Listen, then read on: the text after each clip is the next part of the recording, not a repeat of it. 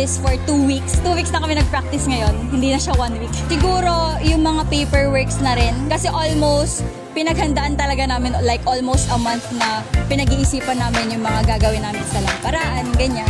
Kasi wala ng FDC and lahat dito na nabuhos.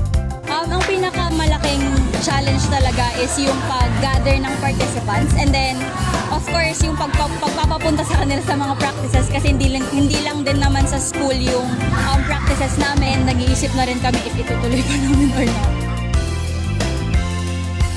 Una po sa lahat, gusto ko munang batiin lahat ng mga competitors po namin na sana gawin nyo po yung best ninyo kasi lahat naman po tayo ginagawa po yung best po natin para po sa competition na ito.